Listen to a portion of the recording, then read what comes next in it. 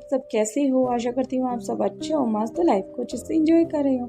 हमारी स्टोरी है super lady Anika की। अगर आपको हमारी स्टोरी पसंद आ रही है तो प्लीज़ ज़्यादा से ज़्यादा शेयर करें, लाइक करें, कमेंट करें। अगर आपने अभी तक हमारे चैनल को सब्सक्राइब नहीं किया तो प्लीज़ चैनल को सब्सक्राइब करें और बेल आइकन की घंटी जरूर दबाएं।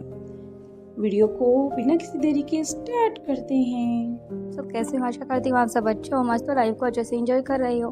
अगर आपको हमारी वीडियो पसंद आ रही है तो प्लीज़ ज़्यादा से ज़्यादा शेयर करो, लाइक करो, कमेंट कर जरूर जाना।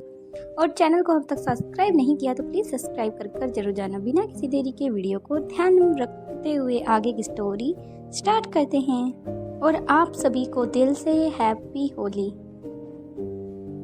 जब रोहित और अनिका दोनों आराम कर लेते हैं तो वह उठकर तैयार होकर सीधा से सिगरेट अंडरग्राउंड में पहुंच जाते हैं। वहां पहुंचने के बाद वे देखते हैं कि निखिल अभी तक एक ही टच स्क्रीन की ओर देखे जा रहा था। उसने अपने दोनों हाथ अपने सिर पर रखे हुए थे, पीछे की तरफ से करके। उसकी दोनों हथेलियां एक दूसरे में फंसी हुई थी। बड़े ही रिलैक्स मोड पर वह सब कुछ देख रहा था, जैसे कि वह अपनी कोई फेवरेट मूवी देख रहा हो। वह इतना मगन था कि बाकी की दुनिया के बारे में से कोई भी होश नहीं था। उसके आसपास क्या हो रहा है, क्या चल रहा है, उसे कुछ भी नहीं पता था। तभी रोहित पीछे से आकर उसके कंधे पर हाथ रखता है और निखिल के लिए बहुत ही बड़ी बात थी कि वह घबरा जाता है और घबरा कर खड़ा हो जाता है। कहता है, आप दोनों कब आए? रोहित बड़े ही आराम से अपने बिजनेसमैन के एटीट्यूड के तरीके से जवाब देता है, बस अभी। निखिल उन दोनों की तरफ देखते हुए कहता है, मैं समझ नहीं पा रहा हूँ कि आखिर ये सब चल क्या रहा है। उन लोगों का कहना है कि वह रिया नहीं है, वह रिया ही अमसगल है। लेकिन फिर उन्हें लगा कि कोई इंसान नहीं है बल्कि एक छलावा है। फिर उन्हें लगा कि वह एक रोबोट है। अभी आगे उन्हें क्या क्या लगेगा ये समझ मेरे बस की बात नहीं है। बस इतना ही बात बता सकता हूँ कि इस वक्त रिया शांति से लेटी हुई है। जितना मैं समझ पाया हूँ कि उसे बेहोश किया गया था। हमें उसे जल्द से जल्द वापस लाना होगा, नहीं तो पता नहीं क्या लोग उसके साथ क्या करेंगे। निखिल की चिंता को देखकर अनिका उसे जवाब देती है, तुम्हें घबराने की कोई भी जरूरत नहीं है। जब तक हमारे पास उनकी मूर्तियाँ हमारे पास हैं तब तक वो रिया को कुछ नहीं कर सकती हैं। उनके बदले में हमें खुशी खुशी रिया को वापस कर देंगी। अब निखिल कहता है कि अगर इस आपको इतना यकीन है तो ठीक ही होगा, लेकिन उस औरत का भरोसा कुछ नहीं है। अगर उसने रिया को किसी तरह से नुकसान पहुंचा दिया तो इस बार अनिका मुस्कुरा कर कहती है, तुम परेशान मत हो, ऐसा कुछ नहीं होगा। अब यहाँ आगे से मैं संभाल लूंगी। अभी तुम आज जाओ और आराम करो, अभी करने के लिए बोल देती है। और हमारे पास काम बहुत है और उससे पहले तुम्हारे दिमाग को और शरीर को दोनों को आराम मिलना बहुत ही जरूरी है। इस वक्त तुम्हारी आंखें साफ बता रही हैं कि वह कितनी थकी हुई हैं और तुम्हें नींद की सख्त जरूरत है।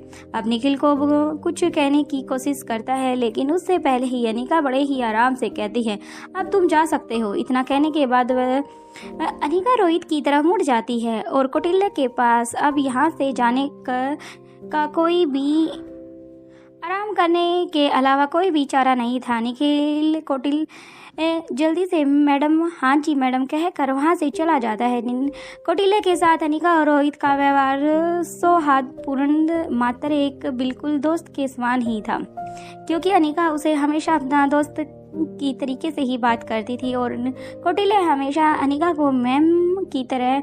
के साथ अनिका और रोहित का व्यवहार हमेशा मैत्रीपूर्ण ही रहा है। इसका कारण ये भी था क्योंकि वह अच्छी तरह जानते थे कि भूमिका और निखिल का भी रिश्ता हो सकता है, भविष्य में क्या होने वाला है। इसलिए निखिल उनके लिए अपने परिवार जैसा ही था। रोहित अब अनिका से कहता है कि अब तक दमयंती देवी को वह खास खबर भी मिल चुकी होगी। वह लाख कोशिश करके भी हमारे बच्चों तक नहीं पहुंच पाई है, लेकिन अपनी गुस्ताखी के लिए उसने अपनी अच्छी कीमती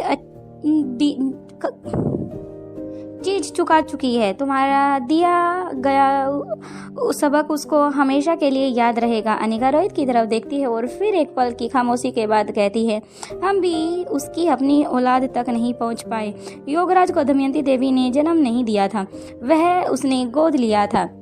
ये भी कहते हैं कि उसने योगराज को दुनिया के सामने अपने बेटे के रूप में पाला पोस कर बड़ा किया था। ये सुनकर रोहित को बड़ा ही हैरानी होती है। वह कुछ पल के लिए सिर्फ अनिका की तरफ देखता है और उसके बाद तो पूछता है, क्या तुम्हें पूरा विश्वास है कि ये सब तुम्हें कब और कैसे पता चला? क्या तुम इस बारे में पहले से जानती हो? अब अनिका जवाब देती है, नहीं ना, मैं इस बारे में पहले से कुछ नहीं जानती थी। कोई और इस बारे में कुछ भी नहीं जानता था। आज जब योगराज को उसके किए का भुगतान मिला तो वह अपनी आखिरी सांसें भुगतता हुआ आगे मुझे कुछ क्वेश्चन के आंसर देकर गया है। उसने खुद अपने मुंह से ये बात कबूली है कि मौत से बचने के लिए वह लगातार इस बात को दोहरा रहा था कि मैंने उसकी गाड़ी के सिस्टम को हैक कर दिया था। उसके अंदर इस तरह की आवाजें आ रही थी जिसके आधार पर मुझे ये सब पता चला। इसके बाद अनिका वहाँ का सारा हाल रोहित को विस्तार से कह सुनाती है। योगराज की गाड़ी के अंदर चिल्लाते हुए कहता है, मैं दमयंती देवी का बेटा नहीं हूँ, बल्कि सिर्फ दुनिया के सामने बेटा घोषित किया गया है। रिया को किडनैप करने में मेरा कोई भी हाथ नहीं है, मुझे बख्श दो। वे अच्छी तरह जानती है कि गाड़ी के अंदर से आवाज़ बाहर नहीं जाएगी, लेकिन फिर भी आज तक मौत उसके सिर पर नाचने लगी है। तब अपने आप को बचाने के लिए उसने यहाँ तक कहा, मुझे ऐसे बिना माँ बाप की औलाद को मार कर तुम्हें क्या मिलेगा? मैं तो ये भी नहीं जानता कि मेरी अपनी माँ कौन है, वह दुनिया में है भी या नहीं। अब तक मैं ये भी नहीं जान पाया हूँ कि मेरा बायोलॉजिक मॉम कौन है और मेरे डैड कौन है। इतनी बात सुनकर, क्योंकि दमयंती देवी तो मेरी माँ ही नहीं है, क्योंकि दमयंती देवी के किसी भी अपनी औलाद कोई है तो उसके बारे में मुझे नहीं पता, लेकिन उसने अपने दुश्मनों की सिक्योरिटी के लिए बचाने के लिए उसे मेरा मोहरा मुझे बनाया गया, ताकि दुश्मन मुझ पर उसका बेटा समझकर हमला करें।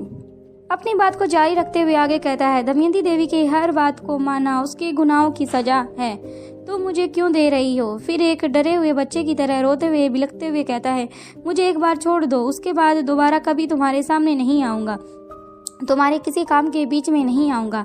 मैं अभी भी तुमसे बहुत दूर ही जा रहा था, प्लीज़ प्लीज़ मुझे जाने दो। अंत में अनिका रोहित से कहती है, अपने गुनाहों की माफ़ी मांगने के लिए और इस बात को समझने के लिए कि वह एक गुनहगार है। उसने बहुत ही देर तक कार में रोता रहा। रोहित अब अनिका से कहता है कि तुम चुप हो जाओ अनिका। अनिका अपनी बातों के ख्यालों से बाहर आती है। तभी अनिका की तरफ देखता है रोहित, और कुछ पलों के बाद अनिका कुछ सोचकर आगे कहती है, कितनी हैरानी की बात है ना मिस्टर मारवा, योगराज यह जानता था कि दमयंती देवी ने उसे जन्म नहीं दिया, लेकिन फिर भी वह उसे कभी ये नहीं जान पाया कि उसके अपने रियल पेरेंट्स कौन हैं। क्या पता किसका घर उजाड़ कर उसने दमयंती ने अपने सपनों को अंजाम दिया है होगा। अब रोहित कहता है कि कोई तो ऐसा होगा जो दमयंती देवी का अपना होगा। ऐसा कैसे हो सकता है कि पूरी दुनिया में उसका अपना कोई भी ना हो?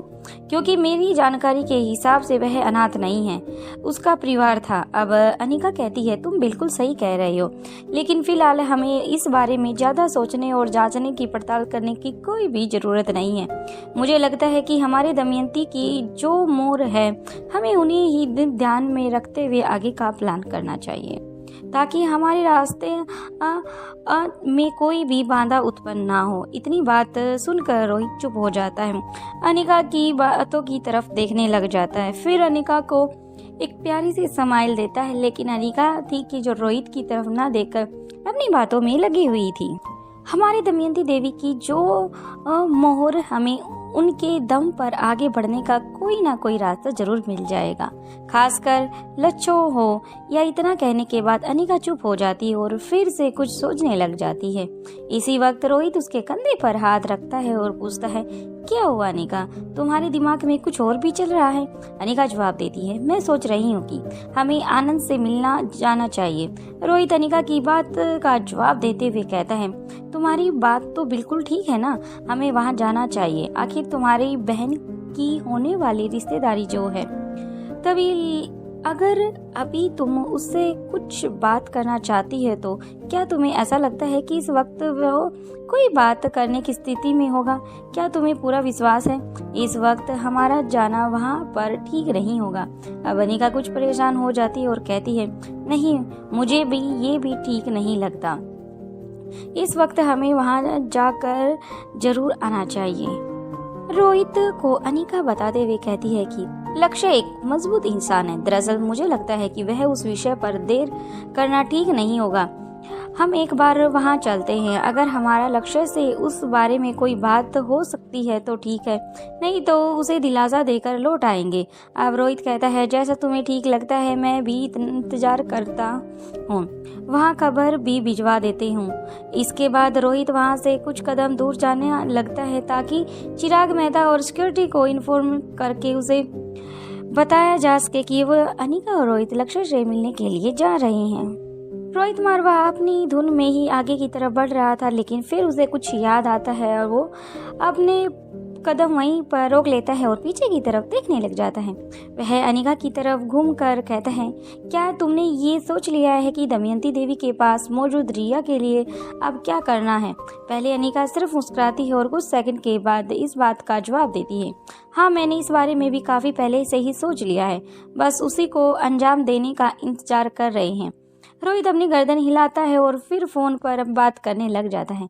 रोहित की सारी बातें सुनने के बाद उधर से चिराग मेहता जवाब देता है, जी सर हो जाएगा, मैं थोड़ी देर बाद ही आपको इन्फॉर्मेशन देता हूँ। रोहित दोनों की तरफ से स्क्रीन के सामने देखता है और फोन को कट कर देता है। चिराग की कॉल आती है। कुछ टाइम बाद ही रोहित फोन उठाता है। चिराग कहता है, सर लक्ष्य सान्याल ने आप दोनों के लिए मैसेज दिया है कि खासकर अनिका मैडम के लिए। रोहित बिना कुछ कहे आगे सुनने लगता है। चिराग कहता है, सर बात कहीं अजीब है, लेकिन मुझे उम्मीद है कि आप इसका मतलब समझ जाएंगे। लक्ष्य सान्याल का कहना है कि आप दोनों वहां ना जाएं, इससे इसके दूर दूर तरफ जो विवाद खड़े हुए हैं वो सामने आ जाएंगे। उसका कहना है कि मैं इस वक्त जरूर उन दोनों से मिल सकता, लेकिन मैं ये काम दिन में नहीं कर सकता, इसलिए आज रात कुछ मारवा हाउस आऊँगा, आपसे मिल लूँगा। अब रोहित चिराग को जवाब देते हुए ठीक है। जैसा ही रोहित फोन रखने लगता है तभी चिराग कहता है, सर। चिराग की आवाज़ सुनकर रोहित रुक जाता है और पूछता है, क्या हुआ, तुम कुछ भी कहना चाहते हो? तो चिराग का जवाब देता है, यस सर, जी सर, एक और बात भी है। तभी आगे कहता है, लक्ष्य सान्याल ने कहा है कि रोहित चिराग का जीजा को आसानी से सुन सकता था, इसलिए वह कहता है बिना जीजा कहो को आसानी से सुन सकता था, इसलिए वो कहता है बिना झिझक के कहो। चिराग मेहता आगे कहते हैं, उसने कहा है कि आई होप आपने अपना होमवर्क कर लिया होगा।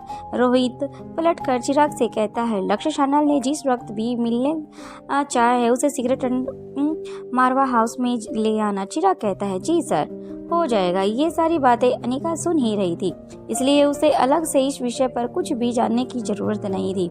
उधर लक्ष्य सान्याल सारी परिस्थितियों को देखकर अच्छी तरह समझ चुका था कि अनिका या फिर उससे संबंध में से किसी का भी सान्याल परिवार से इस समय मिलना ठीक नहीं होगा, इसलिए पहले उसने श्वेता को मना कर दिया, इसके बाद मल्होत्रा परिवार को, और अब मारवा परिवार से अपने घर पर मिलने का मना कर दिया।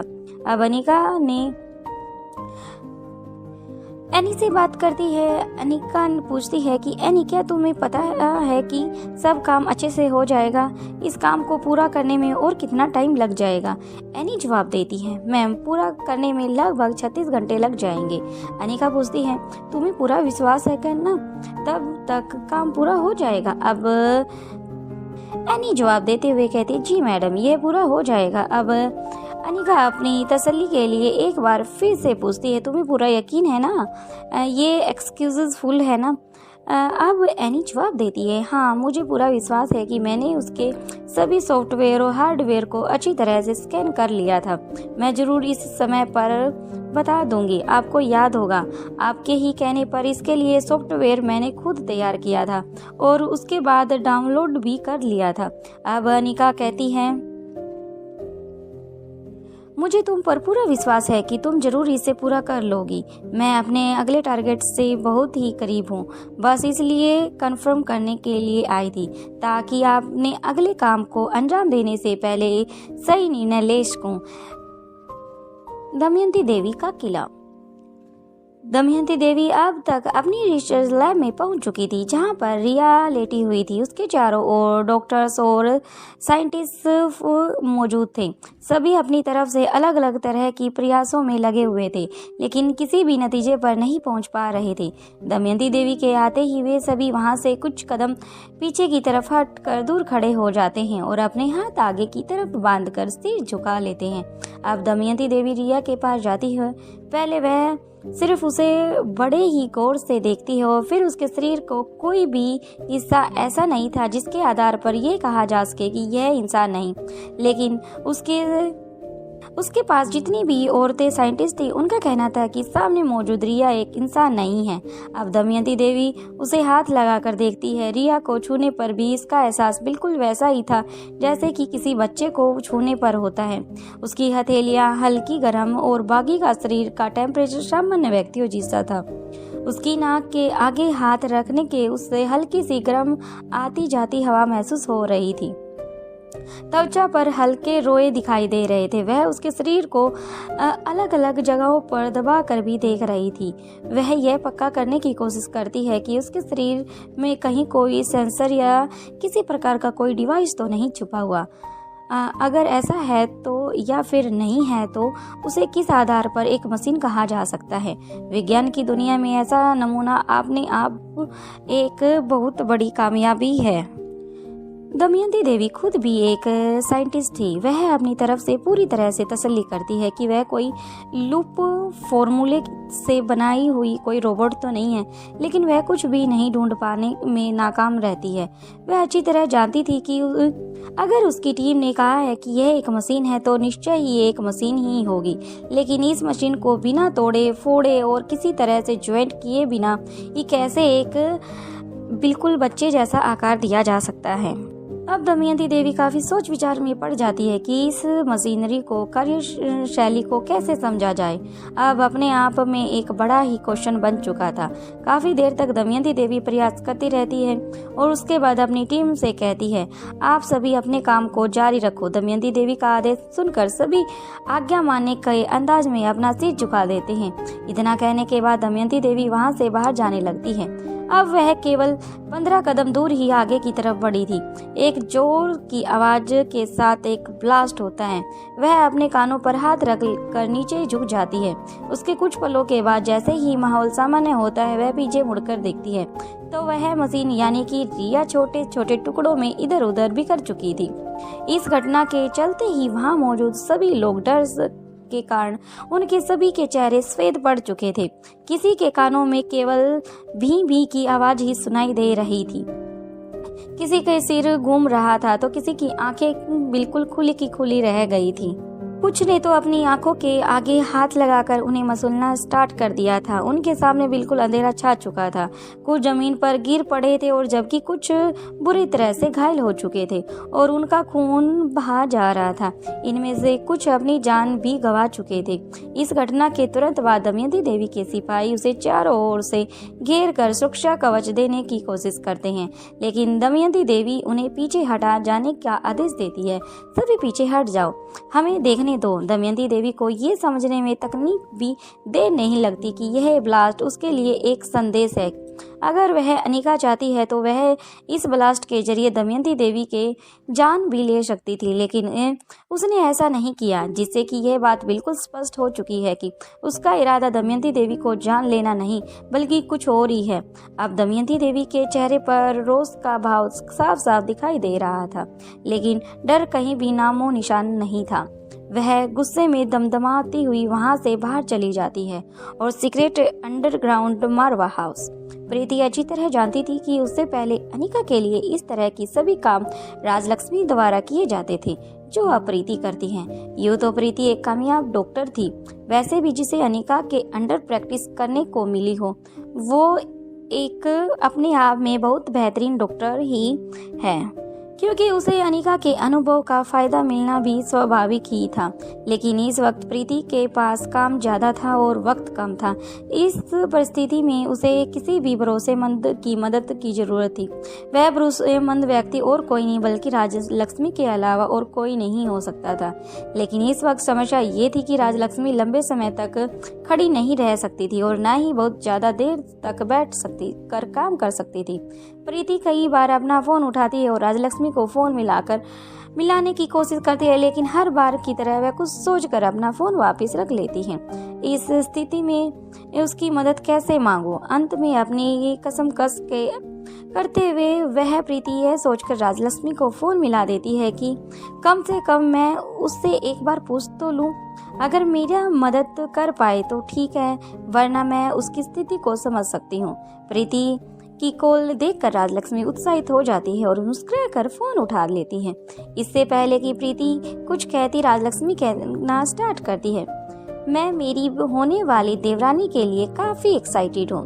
अब तुमने फोन किया है तो चलो बताओ तुम्हें कैसे और किस तरह परेशानी है। मेरा देवर कैसा है? तुम दोनों की वहाँ कैसी टाइम स्पेंड हो रहा है या नहीं हो रहा? राजलक्ष्मी की ऐसी बातें सुनकर प्रीति शर्मसार से लाल हो जाती है। उसके दोनों गाल बिल्कुल टमाटर की तरह लाल हो जाते हैं। वह चाहकर भी राजलक्ष्मी से यह नहीं कह सकती थी कि पिछले 2 दिन से उसने ओमकार की शक्ल भी नहीं देखी है। वह अपने काम में बहुत ही व्यस्त है।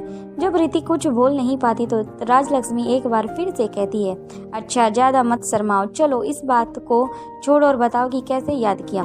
प्रीति कुछ रिलैक्स होती है, लेकिन फिर भी वह थोड़ा सा झिझकते हुए कहती है, मुझे आपकी मदद चाहिए। मेरा मतलब है कि अगर आप कर पाए तो मुझे आपकी मदद चाहिए। अब राजलक्ष्मी छेड़ते हुए कहती है, अरे ये मदद मांगने का कौन सा तरीका है?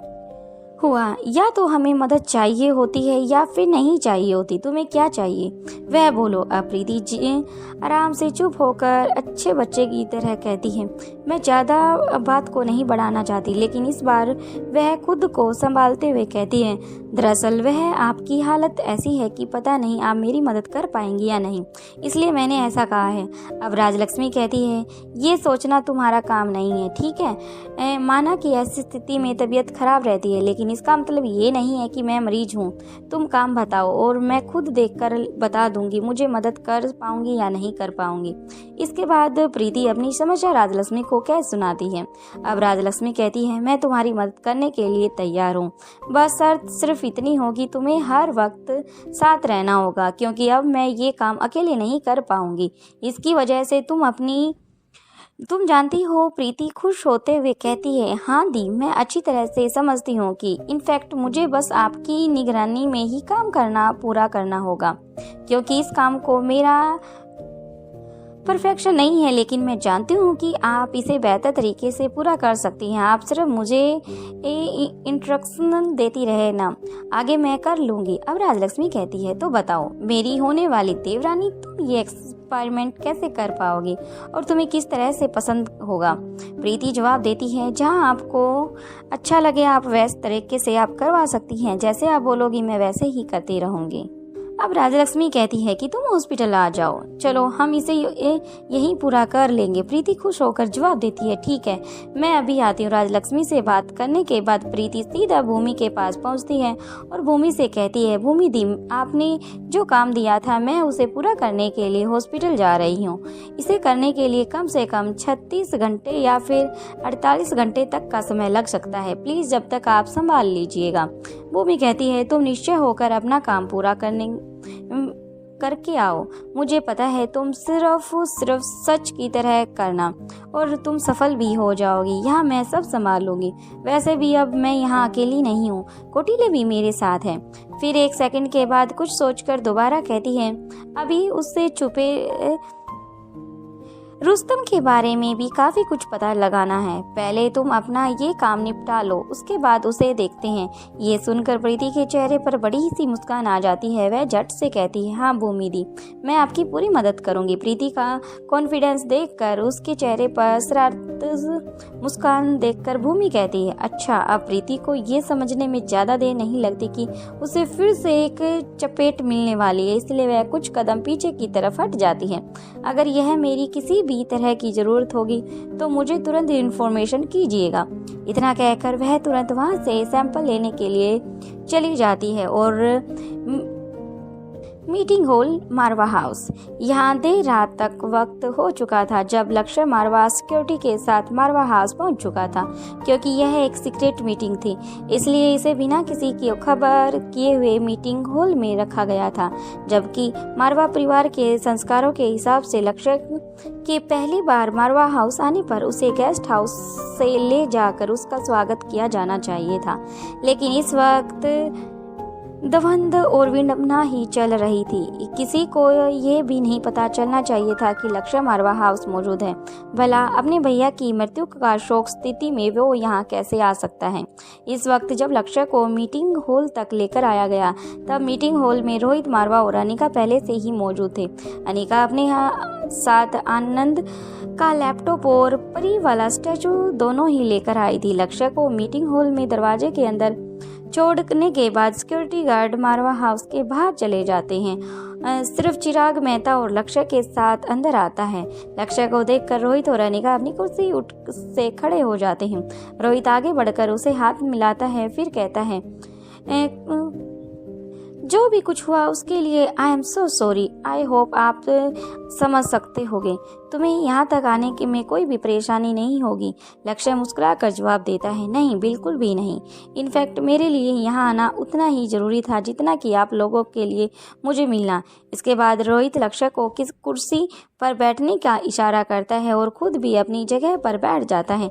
अनिका भी अपनी जगह पर बैठ जाती है। लेकिन चिराग मेहता रोहित की तरफ देखते हुए कहता है, सर मैं बाहर ही रह जाता हूँ। चिराग जानता था कि वह यह मीटिंग और लैपटॉप सीक्रेट है, मैं इसके लायक नहीं हूँ, इसलिए मेरा यहाँ से जाना ही बेहतर होगा। चिराग की बात सुनकर रोहित अपनी हल्के से गर्दन हिलाता है तो चिराग मेहता मीटिंग हॉल से बाहर चला जाता है। अब अनिका लक्ष्य से कहती है, जो भी सॉफ्ट या फिर डॉक्यूमेंट और डिटेल्स थी आनंद ने हमारे लिए छोड़ी थी उनमें से कुछ भी ऐसा नहीं है और जो भी है मुझे समझ में नहीं आया होगा, एकदम स्पष्ट नहीं है। फिर लैपटॉप और स्टैचू की तरफ हाथ करते हुए कहती है, लेकिन फिर भी अभी भी कई सवाल ऐसे हैं जिनका जवाब ये डॉक्यूमेंट नहीं दे सकते। ये सुनकर लक्ष्य अनिका की तरफ देखता है और दरअसल वह जानता था कि अनिका क्या जानना चाहती है। अनिका लक्ष्य की आंखों में सवाल को समझकर आगे कहती है, मेरा मतलब ये है कि इनके जरिए दमयंती देवी के बारे में काफ़ी बातें पता चली हैं,